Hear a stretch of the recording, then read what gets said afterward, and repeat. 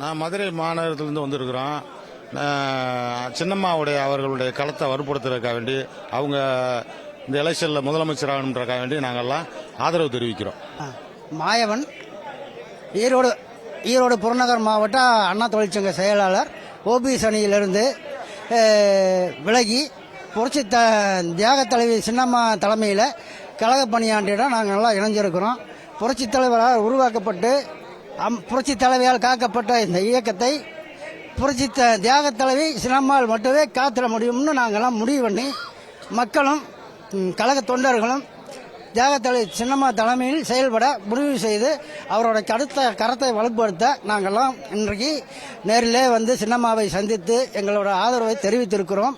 என்றென்றும் சின்னம்மாவுக்கு ஆதரவாக இருப்போம் என்று கூறி என்னுடைய பேர் என்எம் தவகுணசீலன்.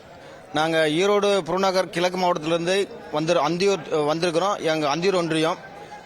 நாங்கள் இதனால் வரைக்கும் அம்மா இருந்த போது காலத்தில் கட்சியில் இருந்தோம். இப்போ வந்து ஓபிஎஸ் அணியில் வந்து நாங்கள் ஒன்றிய விவசாய செயலாளராக இருந்தோம். அவர் திராவிட முன்னேற்ற கழகத்துக்கு அவர் எல்லாத்தையும் விட்டுட்டு போனதுனால அது எங்களுக்கு பிடிக்காதனால இப்போ நாங்கள் சின்னம்மா வந்து இப்போ ஒரு இயக்கத்தை ஆரம்பிச்சிருக்கிறாங்க.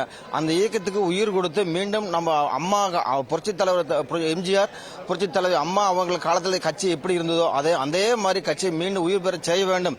அம்மா சின்னம்மாவுக்கு ஆதரவு கொடுக்க வேண்டும் என்று நாங்கள் இங்கே அம்மா ஆதரவு தெரிவித்துக்காக சென்னைக்கு வந்து அம்மாவை சந்திச்சிருக்கிறோம்.